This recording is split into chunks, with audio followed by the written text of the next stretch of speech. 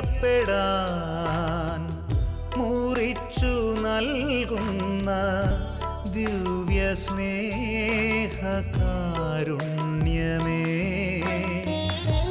അൾത്താരയിൽ നിന്നും അകതാരിലേക്ക് ഒഴുകും സ്നേഹപ്രവാഹമേ,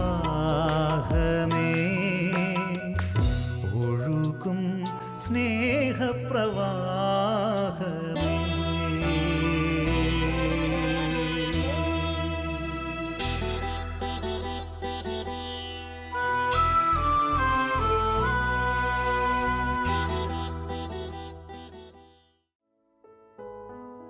നിങ്ങളുടെ ജീവിതം കുർബാനയ്ക്ക് ചുറ്റും നെയ്യപ്പെട്ടിരിക്കണം. നിങ്ങളുടെ കണ്ണ് കർത്താവിലേക്കു തിരിക്കുക. അവിടുന്ന് പ്രകാശമാണ്. വാഴ്ത്തപ്പെട്ട മദർ തെരേസ. ഈശോയിൽ സ്നേഹമുള്ളവരെ, ബലിയും ജീവിതവും എന്ന ഈ പ്രോഗ്രാമിലേക്ക് ഏവർക്കും യേശുവിൻ്റെ നാമത്തിൽ ഹൃദ്യമായ സ്വാഗതം. വിശുദ്ധ കുർബാനയുടെ മാഹാത്മ്യത്തെ മനസ്സിലാക്കാൻ, വിശുദ്ധ കുർബാന എന്ന മഹാരഹസ്യത്തെ മനസ്സിലാക്കാനായിട്ടുള്ള ശ്രമമാണ് നമ്മൾ നടത്തുക. പരിശുദ്ധാത്മാവിൻ്റെ കൃപ കൂടാതെ വിശുദ്ധ കുർബാനയെ മനസ്സിലാക്കുവാൻ സാധിക്കുകയില്ല എന്ന് നമ്മൾക്കറിയാം. പരിശുദ്ധാത്മാവിൻ്റെ നിറവിന് വേണ്ടി ഈ സമയം നമുക്ക് പ്രാർത്ഥിക്കാം. ആത്മാവ് നമ്മളുടെ ഹൃദയങ്ങളെ ജ്വലിപ്പിക്കട്ടെ. ദൈവത്തിൻ്റെ ഈ മഹാരഹസ്യത്തെ അനുഭവിക്കാനുള്ള കൃപ നമ്മൾക്ക് ഓരോരുത്തർക്കും തന്ന് അവിടുന്ന് അനുഗ്രഹിക്കുകയും ചെയ്യട്ടെ. കുർബാനയെ അനുഭവിക്കണമെങ്കിൽ, അനുഭവവേദ്യമായിട്ട് പങ്കെടുക്കണമെങ്കിൽ അടയാളങ്ങളെയും പ്രതീകങ്ങളെയും കുറിച്ച് വ്യക്തമായ ധാരണ നമുക്കുണ്ടാകേണ്ടതുണ്ട്. അടയാളങ്ങളും പ്രതീകങ്ങളും എന്താണെന്ന് അറിയത്തില്ലാത്ത വ്യക്തിക്ക് കുർബാനയെ അനുഭവിക്കാനായിട്ട് പറ്റില്ല. കഴിഞ്ഞ എപ്പിസോഡിൽ നമ്മൾ കണ്ടതുപോലെ ബലിപീഠത്തിൻ്റെ പ്രാധാന്യമെന്ത് എന്ന് നമ്മൾ മനസ്സിലാക്കി കഴിയുമ്പോൾ, അതിലൂടെ വെളിവാകുന്ന സത്യമെന്ത് എന്ന് നമ്മൾ മനസ്സിലാക്കി കഴിയുമ്പോൾ, അതിൻ്റെ രഹസ്യമെന്ത് എന്ന് നമ്മൾ അറിഞ്ഞു കഴിയുമ്പോൾ, കൂടുതൽ സ്നേഹത്തോടുകൂടെ, താല്പര്യത്തോടുകൂടെ, ബഹുമാനത്തോടുകൂടെ ബലിപീഠത്തെ സമീപിക്കാൻ നമുക്കാവും. ഉദ്ധിതൻ്റെ അടയാളമായ വിശുദ്ധ ബലിപീഠത്തെ ചുംബിക്കുമ്പോൾ ഉദ്ധിതനെ തന്നെയാണ് ചുംബിക്കുന്നത് എന്ന് നമ്മൾ കാണുകയുണ്ടായി. ആ അറിവിൽ നിന്ന് എത്രയോ സ്നേഹത്തോടുകൂടെ, എത്രയോ ബഹുമാനത്തോടുകൂടെ ബലിപീഠത്തിൻ്റെ സന്നിധിയിൽ ആയിരിക്കാൻ സാധിക്കും എന്ന് നമ്മൾ കണ്ടു. ഇതുപോലെ കുർബാനയിലെ സ്ഥലങ്ങളുടെയും വാക്കുകളുടെയും ആംഗ്യങ്ങളുടെയും എല്ലാം അർത്ഥം മനസ്സിലാക്കേണ്ടത് വളരെ അത്യാവശ്യമാണ്. കുർബാനയിൽ, പള്ളിയിലുള്ള ഓരോ സ്ഥലത്തിനും അതിൻ്റേതായ അർത്ഥമുണ്ട്. ഈ അർത്ഥം മനസ്സിലാക്കിക്കൊണ്ട് വേണം വിശുദ്ധ കുർബാനയിൽ ദൈവജനം പങ്കെടുക്കേണ്ടത്. ബലിപീഠം മദ്ബഹായുടെ കേന്ദ്രമായിട്ട് നിൽക്കുന്ന, ഉദ്ധിതൻ്റെ അടയാളമായിട്ട് നിൽക്കുന്നത് പോലെ തന്നെ മദ്ബഹ എന്ന് പറയുന്നത്, ബലിപീഠം ഇരിക്കുന്ന സ്ഥലമെന്ന് പറയുന്നത് സ്വർഗീയ ജെറുസലേമിൻ്റെ അടയാളമാണ്. അത് സ്വർഗത്തിൻ്റെ പ്രതീകമാണ്. ഈ പ്രതീകാത്മകത ഓരോ വിശുദ്ധ കുർബാനയിൽ പങ്കെടുക്കുമ്പോഴും നമ്മൾ മനസ്സിലാക്കേണ്ടതുണ്ട്. അതുകൊണ്ടാണ് നമ്മൾക്കറിയാം, ആദ്യകാലത്ത് പണിത പള്ളികളിലൊക്കെ മദ്ബഹായിൽ വിശുദ്ധരുടെ രൂപങ്ങൾ, മാലാഖമാരുടെ രൂപങ്ങളൊക്കെ പ്രതിഷ്ഠിക്കാനുള്ള കാരണം, അല്ലെങ്കിൽ അവരുടെ ചിത്രങ്ങൾ വരച്ചു ചേർക്കാനുള്ള കാരണം, ഇത് സ്വർഗത്തിൻ്റെ പ്രതീതിയാണ് നമ്മിൽ ജനിപ്പിക്കേണ്ടത് എന്ന് നമ്മളെ ഓർമ്മിപ്പിക്കാനാണ്. ഭൂമിയിൽ നിൽക്കുന്ന മനുഷ്യന് സ്വർഗീയ ചിന്തയുണർത്താൻ ഈ സ്ഥലം ഉപയുക്തമാകണം. അങ്ങനെയാണെങ്കിൽ എത്രയോ ഭംഗിയായിട്ട് ഓരോ ഇടവക ദേവാലയത്തിൻ്റെയും മദ്ബഹായെ ക്രമീകരിക്കണം എന്നുള്ളതൊന്ന് ശ്രദ്ധിച്ചു നോക്കി. എത്ര ഭക്തിയോടുകൂടെയാണ് മദ്ബഹായെ നമ്മൾ കാണേണ്ടത്, അല്ലെ സമീപിക്കേണ്ടത്. സ്വർഗീയ ജെറുസലേമാണ് അത് എന്ന ചിന്തയുള്ള പുരോഹിതന് മാത്രമേ എത്രയും ഭക്തിയോടുകൂടെ, ബഹുമാനത്തോടുകൂടെ ബലിപീഠത്തിലേക്ക്, മദ്ബഹായിലേക്ക് പ്രവേശിക്കാനായിട്ട് സാധിക്കുകയുള്ളൂ. ഓരോ ഇടവക ദേവാലയത്തിൻ്റെയും മദ്ബഹ സ്വർഗമാകുന്ന പ്രതീതി ദൈവജനത്തിൽ ഉണർത്തുവാൻ വേണ്ട വിധം ഒരുക്കേണ്ടത് വളരെ ആവശ്യമാണ്. രണ്ടാം വത്തിക്കാൻ സുനകദോസ് ആരാധനക്രമത്തെക്കുറിച്ചുള്ള ഡിക്രിയിൽ 59-ാമത്തെ ഖണ്ഡികയിൽ പറഞ്ഞു, എല്ലാ അടയാളങ്ങളും ദൈവജനത്തെ പഠിപ്പിക്കുന്നവയാണ്. എല്ലാ അടയാളങ്ങളും ദൈവജനത്തെ പഠിപ്പിക്കുന്നവയാണ്.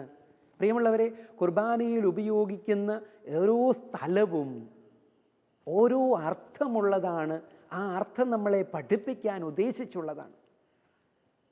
കുർബാനയ്ക്ക് വരുന്ന ദൈവജനത്തിന് സ്വർഗത്തെക്കുറിച്ചുള്ള ചിന്തയുണർത്താനായിട്ടാണ് മധുബഹായെ സ്വർഗമെന്നതുപോലെ ക്രമീകരിച്ചിരിക്കുക.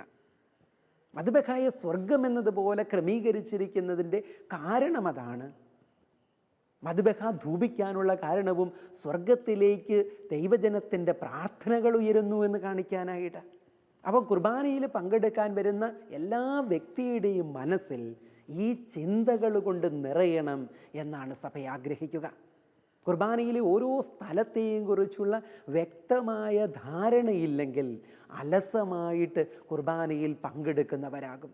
ഓരോ സ്ഥലത്തിൻ്റെയും പ്രാധാന്യം മനസ്സിലാക്കിയില്ലെങ്കിൽ അവയെ വെറുതെ കാണുന്ന, വെറുതെ സാധാരണ ഒരു സ്ഥലമായിട്ട് നമ്മൾ കണ്ടെന്നിരിക്കും. വീണ്ടും ബലിപീഠത്തിൻ്റെ അർത്ഥം നമ്മൾ പഠിച്ചു കഴിഞ്ഞതാണ്, മനസ്സിലാക്കി കഴിഞ്ഞതാണ്. മധുബഹ ദൈവത്തിൻ്റെ വാസസ്ഥലമാണെങ്കിൽ, സ്വർഗീയ ജെറുസലേമാണെങ്കിൽ, സ്വർഗത്തിൻ്റെ പ്രതീതിയാണെങ്കിൽ, പ്രിയമുള്ളവരെ, ഓരോ ദിവസവും ദേവാലയത്തിൽ വരുമ്പോൾ ഈ മധുബഹായെ സ്വർഗീയ അനുഭവത്തോടുകൂടെ കാണാനായിട്ടാണ് തിരുസഭ നമ്മളെ ക്ഷണിക്കുക.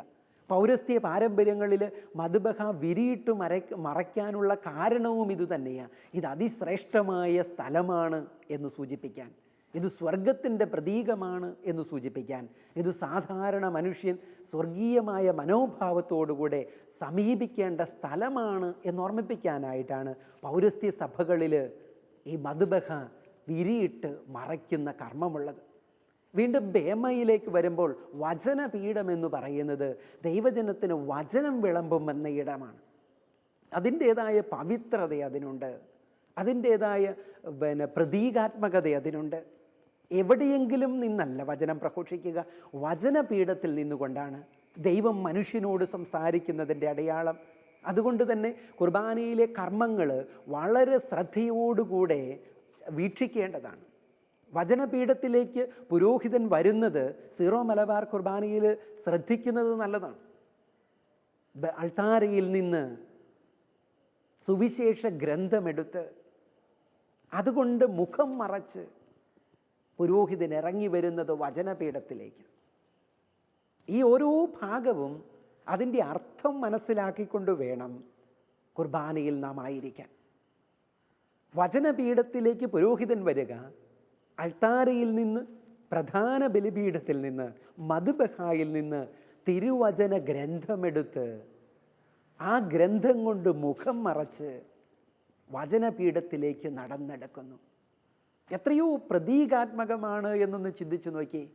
എന്തിനാ മുഖം മറയ്ക്കുന്നത്? സുവിശേഷ ഗ്രന്ഥം കൊണ്ട്. ഞാനല്ല സംസാരിക്കുന്നത്, ക്രിസ്തുവാണ് സംസാരിക്കുന്നത് എന്നുള്ള ബോധ്യം ദൈവജനത്തിന് കൊടുക്കാൻ വേണ്ടി മാത്രമല്ല, തന്നോട് തന്നെ പറയുന്നതും കൂടെയാണ്. ഈ ചിന്തകൾ ഒരിക്കലും മറന്നു പോവരുത്. ദൈവജനം മാത്രം അറിഞ്ഞാൽ പോരാ, ഇത് യേശുവാണ് സംസാരിക്കുന്നതെന്ന്, ഇനി എന്നിലൂടെ യേശു സംസാരിക്കുന്നുവെന്ന് പുരോഹിതനെ ഓർമ്മപ്പെടുത്തുന്ന കർമ്മവും കൂടെയാണത്.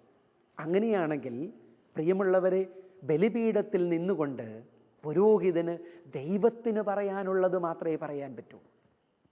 ക്രിസ്തുവിന് പറയാനുള്ളത് പറയേണ്ടവനാണ്. ക്രിസ്തുവിന് തൻ്റെ ജനത്തോട് സംസാരിക്കാനുള്ള അവസരമാണത്. എത്രയോ ഒരുക്കത്തോടുകൂടെയാണ് ഒരു വചനപ്രഘോഷണം നടത്തേണ്ടത് എന്നൊന്ന് ആലോചിച്ചു നോക്കി. അതിനുവേണ്ടി പ്രാർത്ഥിക്കാനുള്ള കടമ ദൈവജനത്തിനുണ്ട്. കർത്താവേ, ഞങ്ങളുടെ പുരോഹിതൻ്റെ, ഞങ്ങളുടെ വികാരിയച്ഛൻ്റെ അധരങ്ങളിലൂടെ അങ്ങ് സംസാരിക്കണമേ ഞങ്ങളോട് എന്ന് പ്രാർത്ഥിക്കാനുള്ള ഉത്തരവാദിത്വം ദൈവജനത്തിനുണ്ട്. ദൈവം സംസാരിക്കുന്നത് പോലെ, ഈശോ തൻ്റെ ജനത്തോട് പറയുന്നത് പോലെ ദൈവജനത്തോട് വചനം പ്രഘോഷിക്കാനുള്ള ഉത്തരവാദിത്വവും അച്ഛനുണ്ട്. ഈ പ്രതീകാത്മകത മനസ്സിലായില്ലെങ്കിൽ നമ്മൾക്ക് കുർബാനയിലെ വചനപ്രഘോഷണത്തെ അനുഭവപരമായിട്ട് ഉൾക്കൊള്ളാനായിട്ട് പറ്റില്ല. അനുഭവപരമായിട്ട് വചനത്തെ ഉൾക്കൊള്ളണം. ക്രിസ്തുവിൻ്റെ സുവിശേഷം കൊണ്ട് മുഖം മറയ്ക്കുന്ന പുരോഹിതൻ തന്നെ തന്നെ ഓർമ്മപ്പെടുത്തുന്നതും അതാണ്. അല്ലെങ്കിൽ സഭ പുരോഹിതനെ ഓർമ്മപ്പെടുത്തുന്നതാണ്. നീ പുരോഹിതനാണ്, നീ ദൈവജനത്തോട് യേശുവിന് പറയാനുള്ളത് കുർബാനയിൽ പറയേണ്ടവനാണ്. വികാരിയച്ഛന് അല്ലെങ്കിൽ അച്ഛന്മാരുടെ ഒരുക്കം വളരെ പ്രധാനപ്പെട്ടതാണ്. ഒരു ഞായറാഴ്ച കഴിഞ്ഞ് അടുത്ത ഞായറാഴ്ച വരെയുള്ള കാലയളവിൽ അച്ഛന് സക്രാരിയുടെ മുമ്പിൽ പോയി ദൈവത്തോട് യാചിക്കാനുള്ള ഒരു പ്രാർത്ഥനയുണ്ട്, അല്ലെങ്കിൽ പ്രാർത്ഥനയുണ്ടായിരിക്കണം. കർത്താവേ, നിൻ്റെ ജനത്തെ നീ നാളെ കൊണ്ടുവരുമ്പോൾ അവരോട് ഞാൻ എന്താണ് സംസാരിക്കേണ്ടത്? നിൻ്റെ ജനത്തെ നീ ഈ പള്ളിയിൽ കൊണ്ടുവരുമ്പോൾ, ഇത് ദൈവത്തിൻ്റെ ജനമാണ്, സാധാരണ മനുഷ്യരല്ല, ദൈവജനമാണ് സഭ. എൻ്റെ മുമ്പിലിരിക്കുന്നത് ദൈവത്തിൻ്റെ ജനമാണ്, ദൈവത്തിൻ്റെ സ്വന്തമാണ്. എത്രയോ ബഹുമാനത്തോടുകൂടെയും ആദരവോടുകൂടെയുമാണ് ഞാൻ എൻ്റെ ദൈവജനത്തോട് പെരുമാറേണ്ടത്. ദൈവത്തിൻ്റെ ജനമാണെങ്കിൽ ആ ജനത്തോട് നിനക്ക് പറയാനുള്ളത് എന്തെന്ന് എന്നെ പഠിപ്പിക്കണമേ എന്നാണ് പുരോഹിതൻ്റെ പ്രാർത്ഥന. യഥാർത്ഥത്തിൽ അനുഭവവേദ്യമായ വചനപ്രഘോഷണം നടത്തണമെങ്കിൽ ഈ പ്രാർത്ഥന മനസ്സിലിട്ട് സൂക്ഷിക്കണം പുരോഹിതൻ. അതുപോലെ ദൈവജനം പുരോഹിതന് വേണ്ടി പ്രാർത്ഥിക്കണം, ഞങ്ങൾക്ക് വേണ്ടി വചനം പങ്കുവയ്ക്കാനുള്ള കൃപ കൊടുത്ത് അനുഗ്രഹിക്കണം, വചനം കൊണ്ട് നിറയ്ക്കണം ഞങ്ങളുടെ പുരോഹിതനെ. പ്രിയമുള്ളവരെ, സഭാസമൂഹത്തിൻ്റെ മുഴുവൻ പ്രാർത്ഥനയാണിത്. ഈ ഉത്തരവാദിത്വം മനസ്സിലാക്കണമെങ്കിൽ കുർബാനയിലെ ഈ ഒരു അടയാളത്തിൻ്റെ അർത്ഥത്തെക്കുറിച്ച് ധ്യാനിച്ചാൽ മതി. അതുകൊണ്ടാണ് ഞാൻ പറഞ്ഞത്, രണ്ടാം വത്തിക്കാൻ സൂനകദോസ് പറഞ്ഞെന്ന്, അടയാളങ്ങൾ നമ്മളെ പഠിപ്പിക്കുന്നു. അടയാളങ്ങൾ നമ്മളെ പല കാര്യങ്ങളും പഠിപ്പിക്കുന്നു. അതുകൊണ്ട് അർത്ഥമില്ലാത്ത ആചാരങ്ങളായിട്ട് കുർബാനയിലെ പ്രവൃത്തികൾ മാറരുത്. അർത്ഥമില്ലാത്ത ആചാരങ്ങളല്ല, കുർബാനയിൽ വൈദികനും ദൈവജനവും നിൽക്കുന്ന സ്ഥലവും അവർ ചെയ്യുന്ന ഓരോ കർമ്മവും ഒത്തിരി കാര്യങ്ങൾ നമ്മളെ പഠിപ്പിക്കാൻ ഉദ്ദേശിച്ച് ചെയ്യുന്നതാണ്. അതുകൊണ്ടാണ് ഞാൻ പറഞ്ഞത്, ബലിപീഠത്തിൽ നിന്ന് വചനപീഠത്തിലേക്ക് വരുമ്പോൾ വിശുദ്ധ ഗ്രന്ഥം കൊണ്ട് മുഖം മറയ്ക്കുന്ന പുരോഹിതൻ ദൈവജനത്തെയും തന്നെത്തന്നെയും ഓർമ്മിപ്പിക്കുന്നത് മിശിഹ സംസാരിക്കുന്നുവെന്ന്. ആ ബോധ്യമുള്ള ജനത്തിന് വചനപ്രഘോഷണം മിശിഹായുടെ അധരങ്ങളിൽ നിന്ന് വരുന്ന വാക്കുകളായിട്ട് സ്വീകരിക്കാൻ പറ്റും. ഈ അടയാളത്തിൻ്റെ അർത്ഥം മനസ്സിലാകുന്ന പുരോഹിതന് യേശു സംസാരിക്കുന്ന രീതിയിൽ ദൈവജനത്തോട് സംസാരിക്കാൻ പറ്റും, നല്ല വിശേഷം പങ്കുവയ്ക്കാനായിട്ട് പറ്റും.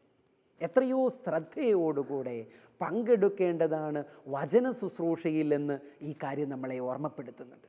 വീണ്ടും ദൈവജനം നിൽക്കുന്ന സ്ഥലം അത് ഭൂമിയുടെ പ്രതീകമാണ്. ഭൂമിയിലുള്ള നമ്മൾ സ്വർഗത്തെ നോക്കി നമ്മുടെ വിഷമങ്ങൾ, നമ്മുടെ വേദനകൾ, നന്ദിയും സ്തുതിയും സ്തോത്രവും ഒക്കെ അർപ്പിക്കുന്ന സ്ഥലം. പ്രിയമുള്ളവരെ, ബലിപീഠവും മധുബഹായും വചനവേദിയും പോലെ തന്നെ നമ്മൾ നിൽക്കുന്ന സ്ഥലവും ഭൂമിയുടെ പ്രതീകമാണെന്നും അത് വിശുദ്ധമാണെന്നും ഞാൻ ദൈവത്തിലേക്ക് പ്രാർത്ഥനയർപ്പിക്കാൻ വന്നതാണെന്നും ആരാധനയർപ്പിക്കാൻ വന്നതാണെന്നും എന്നുള്ള മനോഭാവത്തോടുകൂടെ വേണം ദേവാലയത്തിൽ നമ്മൾ നിൽക്കാൻ. അതുകൊണ്ട് ഈ ഭാവങ്ങൾ മനസ്സിൽ ഉൾക്കൊള്ളണമെന്നാണ് രണ്ടാം വത്തിക്കാൻ സൂനകദോസ് നമ്മളോട് പറയുക, അല്ലെങ്കിൽ സഭ നമ്മളെ പഠിപ്പിക്കുക. വീണ്ടും പുരോഹിതൻ എന്നുള്ള വ്യക്തിയിൽ സഭ പറയുന്നു, ദൈവത്തെ കാണണം, ക്രിസ്തുവിനെ കാണണം. ക്രിസ്തുവിനെ കാണണം പുരോഹിതനിൽ. പുരോഹിതൻ കുർബാനയുടെ സമയത്ത് ബലിപീഠത്തിൽ അല്ലെങ്കിൽ ദൈവജനത്തിൻ്റെ മുമ്പിൽ നിൽക്കുക ക്രിസ്തുവിൻ്റെ പ്രതിനിധിയും സഭയുടെ പ്രതിനിധിയുമായിട്ടാണ്. അപ്പം പുരോഹിതൻ എന്ന് പറയുന്ന വ്യക്തി ദൈവജനത്തിൻ്റെ പ്രതിനിധി എന്നതുപോലെ ക്രിസ്തുവിൻ്റെ പ്രതിനിധിയാണ്. ഈ സത്യം ഓർമ്മിപ്പിക്കാനായിട്ടാണ് പുരോഹിതൻ തിരുവസ്ത്രങ്ങൾ ധരിക്കുക. കുർബാനയിൽ ധരിക്കുന്ന തിരുവസ്ത്രങ്ങൾ താൻ തൻ്റെ വ്യക്തിസത്തയിൽ നിന്നുകൊണ്ടല്ല, താൻ ക്രിസ്തുവിൻ്റെ പ്രതിനിധിയാണെന്ന് ജനത്തെയും പുരോഹിതനെയും ഓർമ്മിപ്പിക്കേണ്ട അടയാളമാണവ. നീതിയുടെ വസ്ത്രം ധരിച്ചിരിക്കുന്നവനാണ്. ഇനി ഞാൻ നിൽക്കുക ദൈവത്തിൻ്റെ വചനം പ്രഘോഷിക്കാൻ, യേശുവിൻ്റെ വചനം പ്രഘോഷിക്കാൻ, യേശു ചെയ്ത പ്രവൃത്തി ചെയ്യാൻ, ജനത്തിന് വേണ്ടി ബലികളും കാഴ്ചകളും സമർപ്പിക്കാൻ. അതുകൊണ്ട് പുരോഹിതനെ, കുർബാനയർപ്പിക്കുന്ന കാർമ്മികനെ ക്രിസ്തുവിൻ്റെ പ്രതിനിധിയായിട്ട് കുർബാനയുടെ സമയം നമ്മൾ കാണേണ്ടിയിരിക്കുന്നു. ദൈവജനത്തിൻ്റെ പ്രതിനിധിയായിട്ട് കാണേണ്ടിയിരിക്കുന്നു, സഭയുടെ പ്രതിനിധി.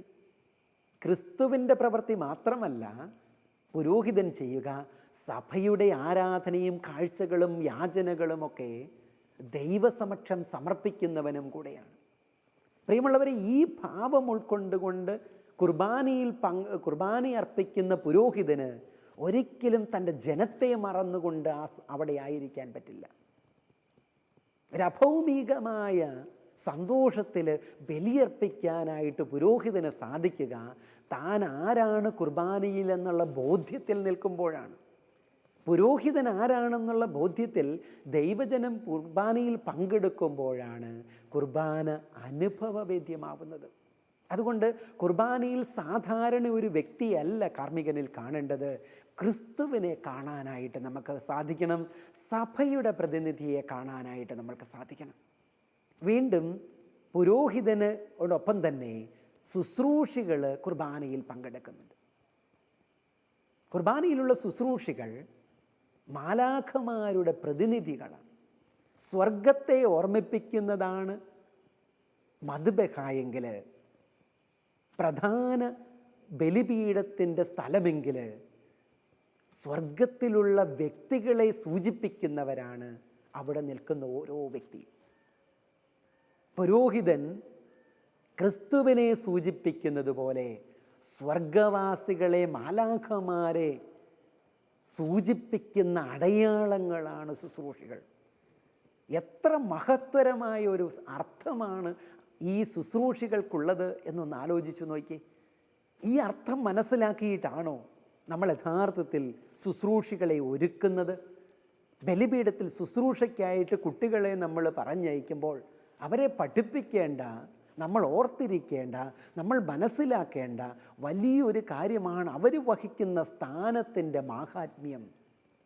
അതുകൊണ്ടാണ് ശുശ്രൂഷികളെ കുർബാനയ്ക്ക് കൂടാൻ നേരത്ത് കൊത്തീന ധരിപ്പിച്ച്, പ്രത്യേക വസ്ത്രം ധരിപ്പിച്ച് ബലിപീഠത്തിൽ മദ്ബഹായിലേക്ക് പ്രവേശിപ്പിക്കുന്നത്.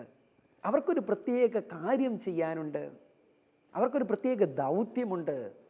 ആ ഒരുക്കത്തോടുകൂടെ വേണം പ്രിയമുള്ളവരെ മദ്ബഹായിലേക്ക് പ്രവേശിക്കാൻ. ഈ ശുശ്രൂഷി നമ്മളെ പ്രാർത്ഥനയിൽ സഹായിക്കുന്നവനാണ്. എങ്ങനെ പ്രാർത്ഥിക്കണമെന്ന്, പ്രാർത്ഥനയിൽ നമ്മുടെ മനോഭാവങ്ങൾ എന്തൊക്കെയായിരിക്കണമെന്ന് ഈ ശുശ്രൂഷി നമ്മളെ ഓർമ്മിപ്പിച്ചു കൊണ്ടിരിക്കും. നിശബ്ദരായി പ്രാർത്ഥിക്കാൻ പറയും, ഹൃദയം നുറുങ്ങി പ്രാർത്ഥിക്കാൻ പറയും, ഹൃദയം ദൈവത്തിങ്കലേക്ക് ഉയർത്താൻ പറയും, ധൂപമർപ്പിച്ച് നമ്മുടെ പ്രാർത്ഥനകൾ സ്വർഗത്തിലേക്ക് ഉയരുന്നു എന്ന് ഓർമ്മിപ്പിക്കും. എത്രയോ കർമ്മങ്ങളാണ് ശുശ്രൂഷ ചെയ്യുക. പക്ഷേ ഈ ശുശ്രൂഷി എന്നുള്ള അടയാളത്തെ മനസ്സിലാക്കാതെ കുർബാനയെ അനുഭവിക്കാൻ നമ്മൾക്ക് പറ്റില്ല. അതുകൊണ്ടാണ് സഭ പറയുന്നത് കുർബാനയിലെ എല്ലാ അടയാളങ്ങളും പ്രതീകങ്ങളും നമ്മൾ മനസ്സിലാക്കിയേ പറ്റും. ഓരോ വ്യക്തിക്കും ഓരോ ധർമ്മമുണ്ട്. വീണ്ടും കുർബാനയിൽ ഗായക സംഘം മാലാഖമാരോടൊപ്പം സ്തുതിഗീതങ്ങൾ പാടുന്നവരാണ്. തങ്ങളുടെ കഴിവ് പ്രകടിപ്പിക്കാൻ, തങ്ങളെ തന്നെ പ്രൊജക്റ്റ് ചെയ്യാൻ, മറ്റുള്ളവരുടെ മുമ്പിൽ കാണിക്കാനല്ല, സ്വർഗീയ ഗണങ്ങളുടെ സ്തുതി സ്തോത്രങ്ങളോട് ചേർക്കാനായിട്ട് തങ്ങളുടെ പ്രാർത്ഥനകൾ, തങ്ങളുടെ ഗീതങ്ങൾ, തങ്ങളുടെ സ്വരം ചേർക്കേണ്ടവരാണവർ. എത്ര ഭക്തിയോടുകൂടെ ചെയ്യേണ്ട ഒരു കർമ്മമാണ് അതെന്ന് ഓർത്തു നോക്കി. എത്രയോ ഭക്തിയോടുകൂടെയാണ് ഗാനാലാപം കുർബാനയിൽ നടക്കേണ്ടത്. ഗായക സംഘം തങ്ങളുടെ ദൗത്യം എന്താണെന്നറിഞ്ഞിരിക്കണം. സ്വർഗത്തിൽ അനവരതം ദൈവത്തെ സ്തുതിക്കുന്ന മാലാഖമാരോട് ചേർന്ന് അവനെ പാടിപ്പുകഴ്ത്താൻ അനുഗ്രഹം ലഭിച്ചവരാണ് ഈ ഭൂമിയിൽ ഞങ്ങൾ എന്ന വിശ്വാസത്തോടുകൂടെ കുർബാനയിൽ ഗാനങ്ങൾ ആലപിക്കാൻ അവർക്ക് സാധിക്കണം. പ്രിയമുള്ള സഹോദരങ്ങളെ, അതുകൊണ്ട് സഭ ആഗ്രഹിക്കുന്നത് കുർബാനയിൽ പങ്കെടുക്കുന്ന ജനം മുഴുവൻ കുർബാനയിൽ ഉപയോഗിക്കുന്ന, അല്ലെങ്കിൽ കുർബാനയിൽ പങ്കെടുക്കുന്ന, കുർബാന അർപ്പിക്കപ്പെടുന്ന സ്ഥലത്തിൻ്റെ അർത്ഥവും ആഴവും ഒക്കെ മനസ്സിലാക്കണം. പങ്കെടുക്കുന്ന വ്യക്തികളുടെ അർത്ഥം മനസ്സിലാക്കണം. അവർ ചെയ്യേണ്ട കർമ്മം എന്തെന്ന് അറിഞ്ഞിരിക്കണം. അതനുസരിച്ച് പെരുമാറണമെന്നാണ് സഭ ആഗ്രഹിക്കുന്നത്. ഇതാരെങ്കിലും മനസ്സിലാക്കാതെ വന്നു നിന്നിട്ടുണ്ടെങ്കിൽ നമുക്കറിയാം കുർബാന വെറും ഒരു കാഴ്ച വസ്തുവായി മാറുകയാണ്. പള്ളി എന്ന് പറയുന്നത് വെറും ഒരു സ്ഥലം, ഓഡിറ്റോറിയം പോലെയായി മാറുകയാണ്. എത്രയോ ഭക്തിയോടുകൂടെ, എത്രയോ ബഹുമാനത്തോടുകൂടെ, എത്രയോ ആദരവോടുകൂടെ നിൽക്കേണ്ട സ്ഥലമാണ് പള്ളി എന്നൊന്ന് ആലോചിച്ചു നോക്കിയേ. എത്രയോ മഹനീയമായൊരു കർമ്മമാണ് നമ്മൾ പള്ളിയിൽ കുർബാന സമയത്ത് ഇത് ചെയ്യുന്നത് എന്നൊന്ന് ആലോചിച്ച് നോക്കി. പുരോഹിതൻ ദൈവത്തിൻ്റെ സ്ഥാനത്തും, ശുശ്രൂഷികൾ മാലാഖമാരുടെ സ്ഥാനത്തും, ഗായക സംഘം മാലാഖവൃന്ദത്തിൻ്റെ സ്തുതിഗീതങ്ങളോടും ചേർന്ന് ആലപിക്കുന്ന ഭക്തി നിർഭരമായ അവസരമല്ലേ, നിമിഷങ്ങളല്ലേ കുർബാനയുടെ നിമിഷങ്ങൾ.